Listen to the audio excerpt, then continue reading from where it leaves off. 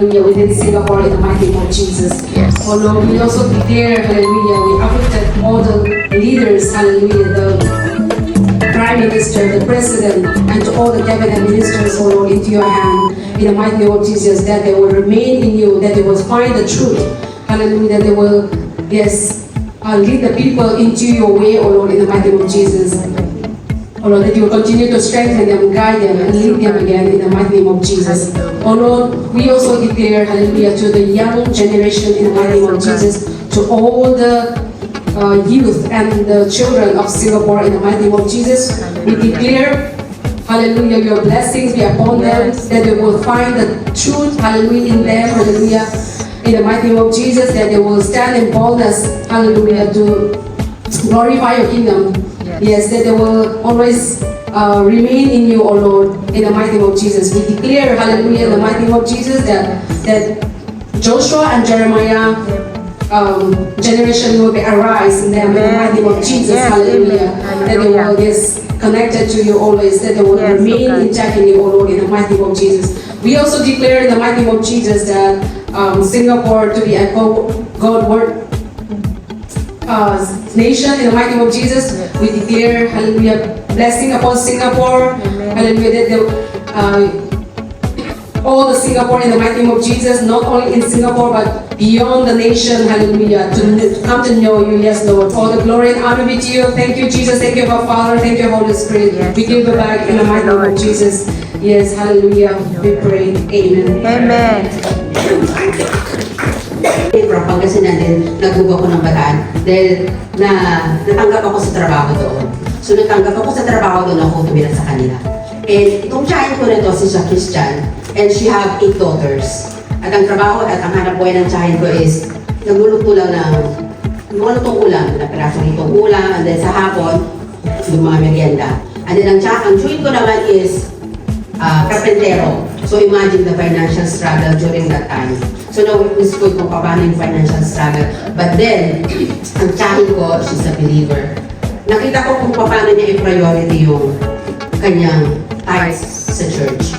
And then, during that time, binless siya ng Panginoon sa mga anak niya. That time, nagkaroon ng trabaho doon din sa loob ng base. So, pare-paras nagkatrabaho. So, monthly, may dumarating.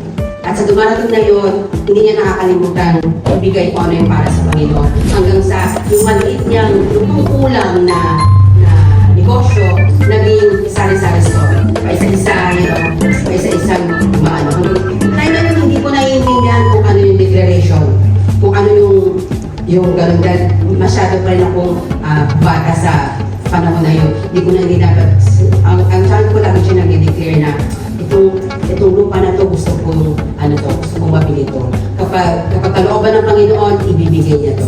So yun, gusto kong bilhin. Ang mga pinsan ko is, paano natin bibilhin to? Wala naman tayong pera. But then, hindi mo nagsawa ang tiyahin ko na mag-declare, manalangin. Hanggang sa dumating po yung time na, by the grace of God, answered prayer po. Amen. Amen.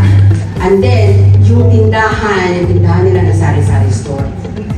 Nilipat nila doon sa pakanting lupa na yun. And then, yung size ng tindahan is naging triple po yung laki.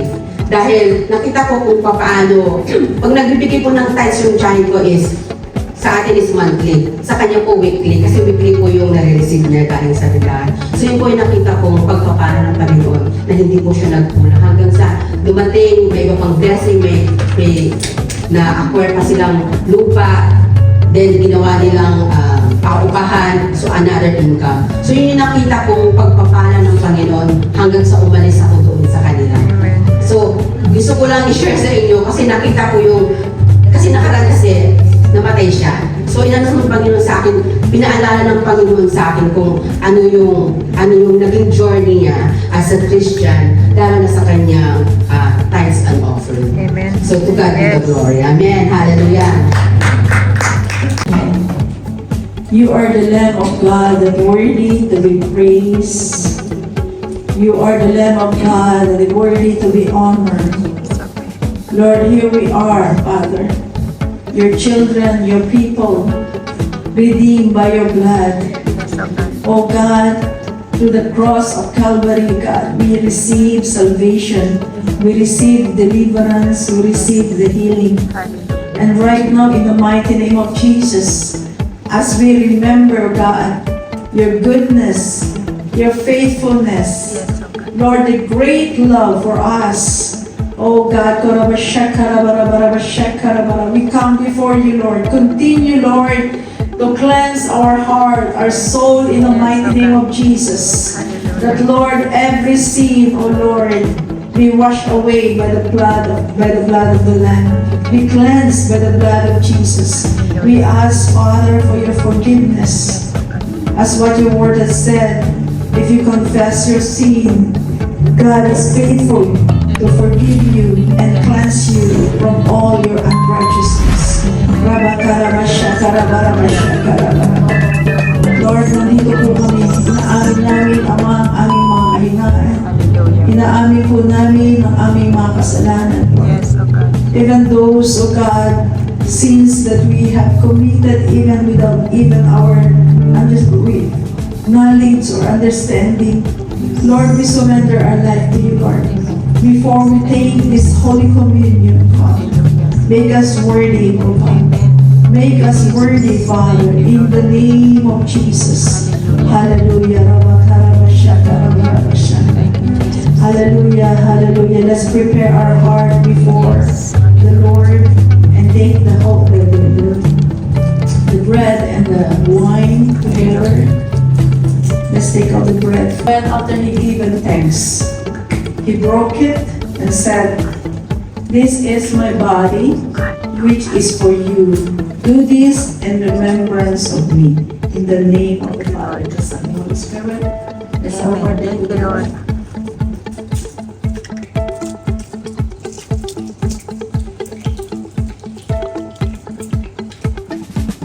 Covenant in my blood. Do this in remembrance. Whenever you drink it, and you remember me. For wherever you eat this bread and drink this wine, the cup, you proclaim the Lord's death until he comes. Amen. Let's Amen. offer it Thank you, together. Lord. Yes, Lord, as we take the bread and drink the wine, we proclaim, O God, your coming return, O God, in the name of Jesus. And here we are, your people, O God. Prepare us, O Lord, prepare us for your return, that every one of us, O God, cleansed by your blood, redeemed by your blood, O God. Yes, and we receive, O God, the bread of life that give us life.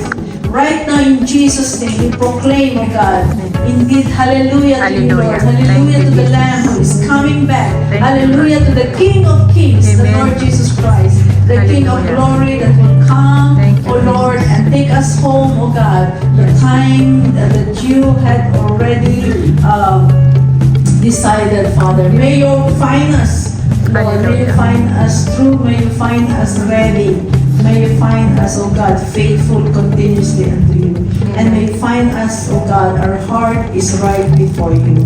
Free from heaviness, free from sin, free from burden, and free from all bitterness, free from all resentment, nanakit, free from all sama ng loob, O God. Hallelujah. In the name of Jesus. Thank you, Jesus. Thank you, Lord. We give you back the glory and honor.